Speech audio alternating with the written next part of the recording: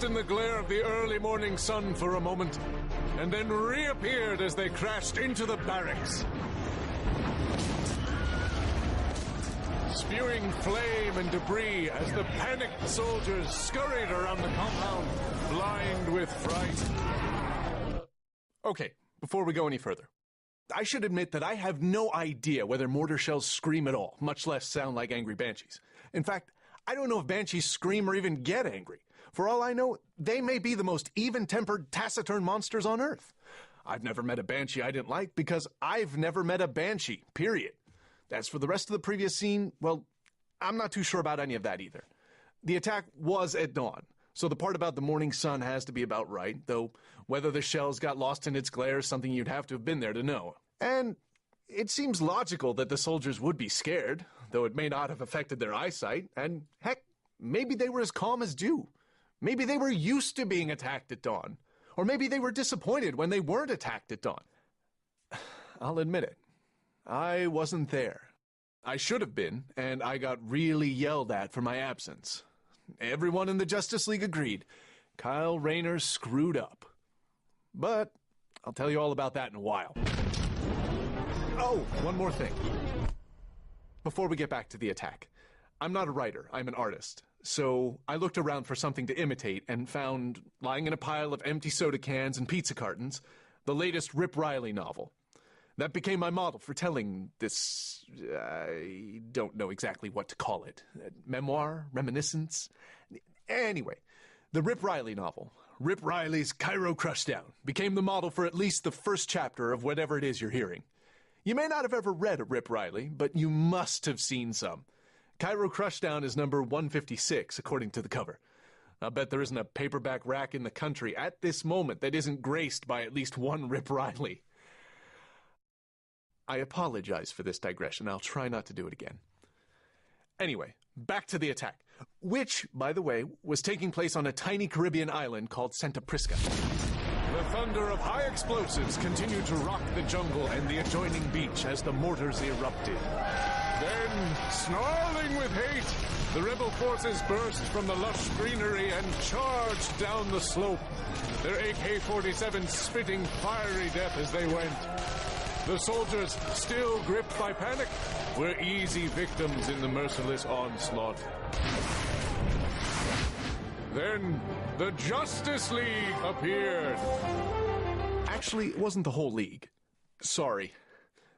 First, Batman almost never comes along on missions like this.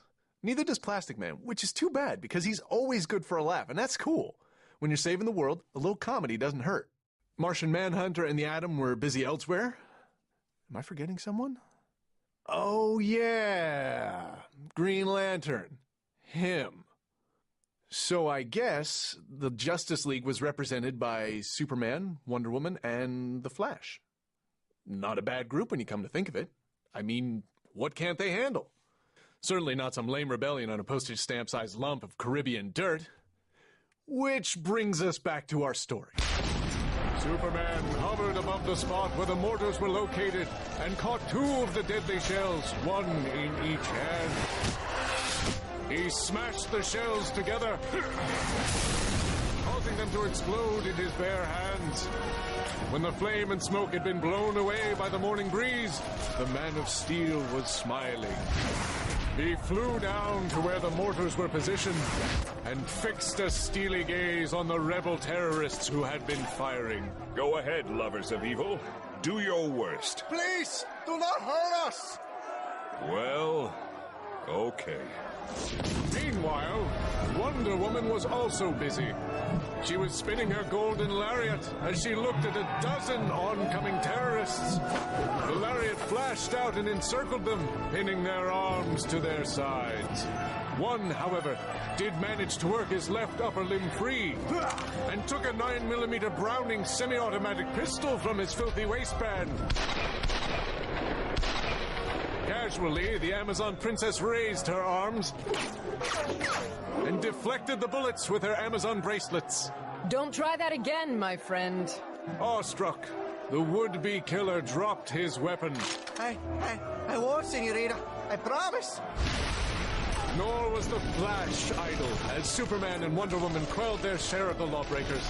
This could be attested to by a squad of rebel troops who saw a red blur, momentarily experienced a wind of almost hurricane force, and then were suddenly bereft of their firearms. They looked up the slope upon which they were standing to see a tall man clad in scarlet standing at the top, his arms laden with their guns. You fellas won't be needing these. Madre de Dios! One of the rebels turned and began to run down toward the beach. Suddenly, the scarlet speedster was standing in front of the fleeing malcontent. Don't leave yet. The party's just getting started.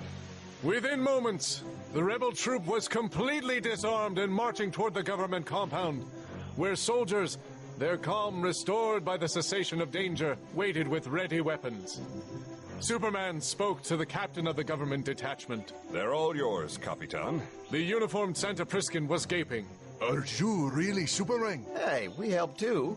The Amazon princess, known to the world as Wonder Woman, smiled in a fashion that combined maternity with a hint of flirtatiousness. I guess I should apologize for that last line, but I won't.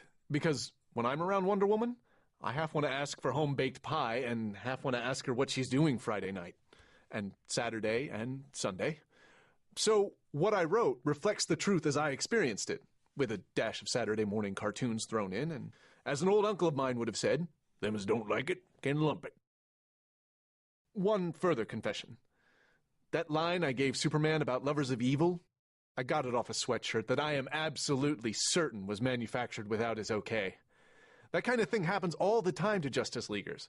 That use of their names and likenesses without their permission. The unofficial policy seems to be, don't sweat the small stuff. It would be pretty undignified for Superman to appear in court and say something like, I'm the mightiest creature in the solar system, if not the entire universe, and I want $500 from this shirt merchant because he ripped me off. Of course, if it were Batman's image ill-used, the story might be different. Nobody messes with the Batman. Nobody. And I'm not sure exactly why. Was that a digression or what? I'll return to the events of the day the League put down the rebellion on Santa Prisca. But I'm kind of tired of the Rip Riley style. You want Rip? Go buy one of his books. So, anyway, what happened next was... well, I'm not sure.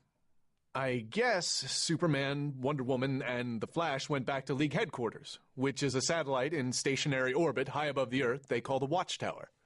Normally, the Flash and Wonder Woman would use the teleporter, but maybe they just hopped a ride with Superman.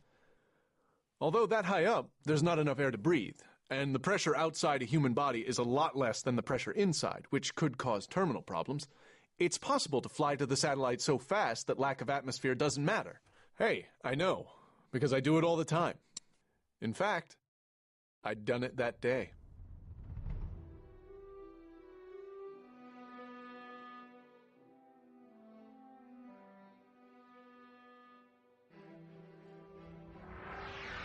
In brightest day, in blackest night, no evil shall escape my sight. Let those who worship evil's might beware my power, Green Lantern's light. Pretty cool, huh? Graphic Audio presents DC Comics, Justice League of America. Green Lantern. Written by Dennis O'Neil. Justice League of America, Green Lantern, and all related names, characters, and elements are trademarks of DC Comics. Copyright 2009 DC Comics. Narrated by Eric Messner. With performances by James Konachek, Richard Rowan, Colleen Delaney, Michael Glenn, Andy Clements, Terrence Aselford, Dylan Lynch, David Coyne, Kate Foster, Elizabeth Jernigan, M.B. Van Dorn, Stephen Carpenter, Tom Simpson.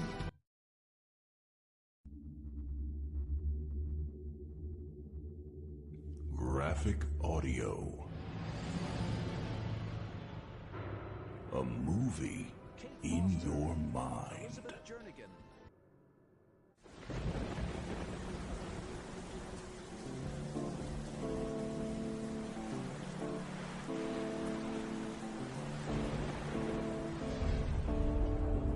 national news, members of the Justice League of America this afternoon apprehended the last remnants. Hey, buddy, can I get another one over here? Sure thing, coming right up. Will somebody turn that crap off? You got a problem, pal? Oh, no problem. I just meant, can't you change the channel? It's about time for the game, isn't it? Oh, hey, he's right. Switch it over to Channel 9, will ya? Hey, yeah, we don't want to miss the first pitch. Hope we don't get rained out. It's awful looking out. The bartender shrugged and thumbed the remote. The image on the screen flickered, shifting from a close-up of a smiling young man in a crimson mask to a long shot of Wrigley Field. Huh. Well, you look at that.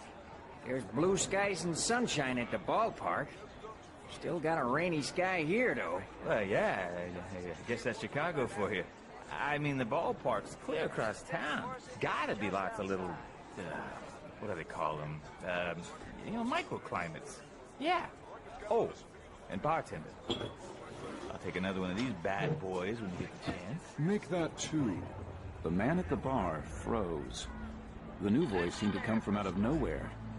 He hadn't heard anyone enter the seedy little tavern in nearly an hour, but he flinched as a hand reached out beside him and slapped 2 50s down on the bar.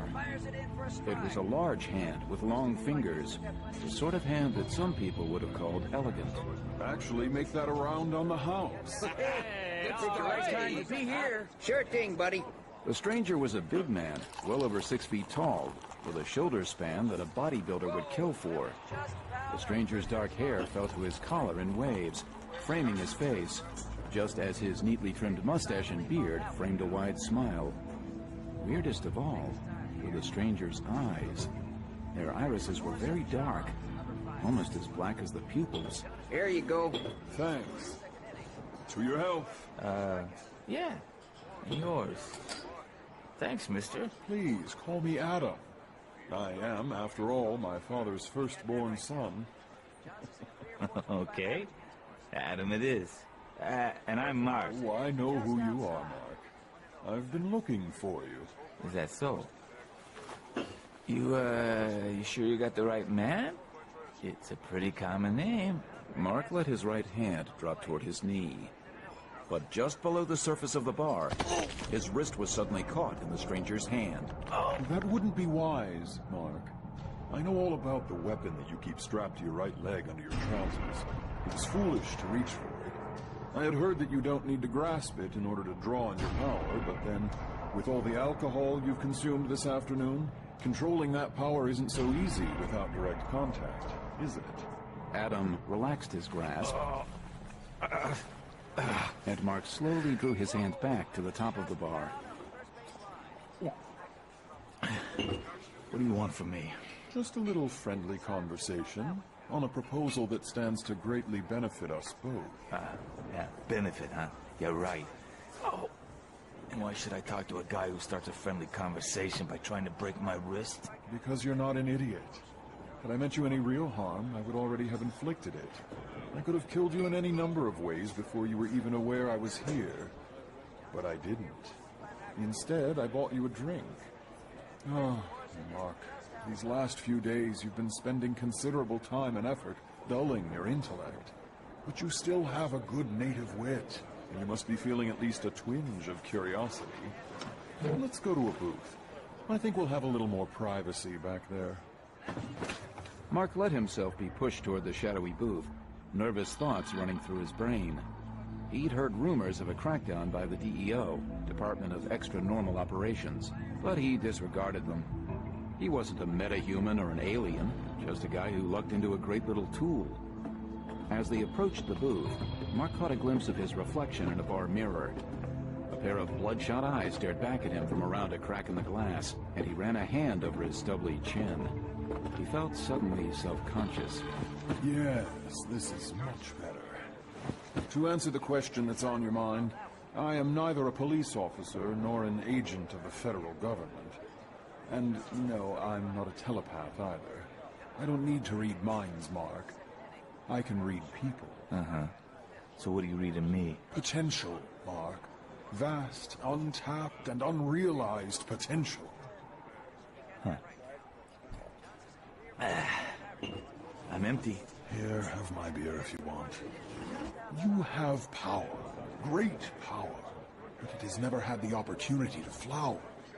Society and its petty rules have held you back, made you an outlaw in your own land. Just look around us. Should men of power be forced to hide away amid such filth?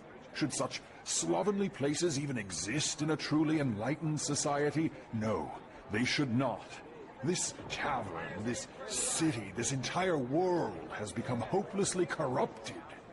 And it falls on men such as us to set it right. Us? Set it right? Yes, Mark. You are not alone. I, too, have been opposed and oppressed by a corrupt, unthinking world. I know how you feel. And there are others like us. We are many.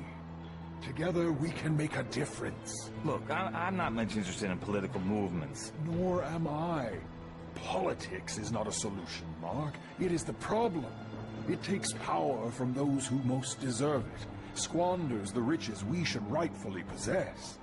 Look around you. Is this the sort of life you want to lead, crawling from tavern to tavern? Hey, why the hell do you care what kind of life I lead? The more pertinent question is, do you care what kind of life you lead? Hey, what's the deal, man? You come in here... Sit down, Mark. Mark hesitated. The man was as big as a damned house, and Mark's wrist still hurt like hell. His fury had time to turn into shame. He slumped back into the booth. I don't care. What was that, Mark? I didn't hear. I said... I don't know. I don't know if I care anymore. Mark, I told you before that you possess great potential. I still believe that. So I'll ask you once more. Is this really the sort of life you want to lead? No. No, it isn't. I didn't think so. Listen to me. A time of great chaos is about to sweep the world. Those who are not prepared, those who are committed to the world as it is, will perish. Those who embrace the new will not just survive, they will reign supreme. I offer you a great opportunity. You can be part of a new world. Or you can crawl deeper into the bottle and numb yourself to the destruction of the old. The choice is yours. Mark lifted the glass, slowly swirling the drink, and looked at his reflection in the amber liquid of the glass. Okay, Adam. Tell me more. Outside, the clouds began to part.